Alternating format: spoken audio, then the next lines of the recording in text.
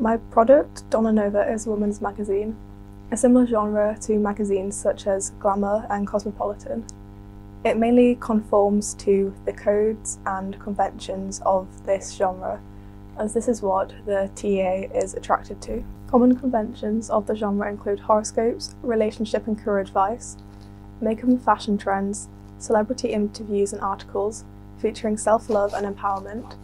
Typical front cover conventions feature a stereotypically attractive model, dressed and posed in a seductive way. Although I use the convention of a model who fits society's norms, but challenges others. For instance, many magazines of my genre will feature a white celebrity on the cover, but I decided to subvert this and use a Spanish Armani model. I also chose to not conform to the commonly used costume and instead dress my model in a shirt, creating a more serious look that would attract a slightly different demographic of professional women. This also means that Laura Mulderry's male gaze theory does not apply. Although I subverted part of this convention, I conformed to having a female celebrity on the cover, as I believe that this is a very effective way of attracting an audience through the use of star appeal. From Richard Dyer's Star Theory, contents pages of women's magazines favour a large image taking up around 3/4 of the page and a small column of text with a large heading at the top of the page. I chose to subvert most of these conventions in order to create an eye-catching and interesting contents page. My model is positioned in the middle of the page, slightly smaller than typical. This means that the model is the centre of the page, but not the only thing that the audience will notice. Articles generally feature a celebrity interview or autobiographical article.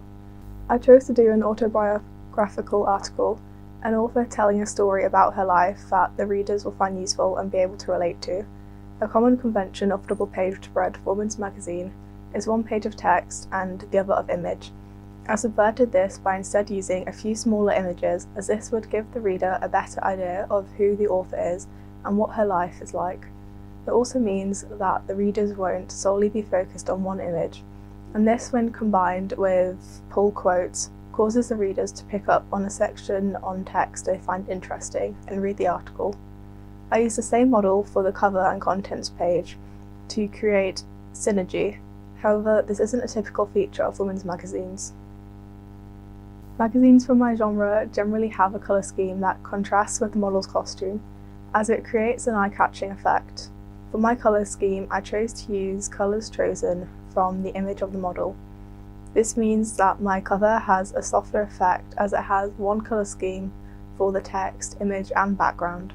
However, in order to make some elements of the page stand out, I added a bright pink, which is a common colour used in women's magazines covers.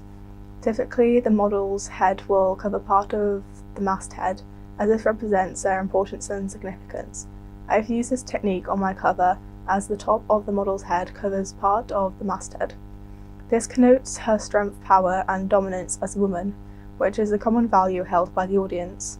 Many women's magazines will display a woman in a way that will make her seem sexy and desirable, that make the audience want to look like her. However, on my cover, I've tried to make my model seem natural, subverting the negative stereotypical female connotations and replacing them with ones of natural beauty, intelligence and self-love. This may attract a secondary audience of women with stronger views and values.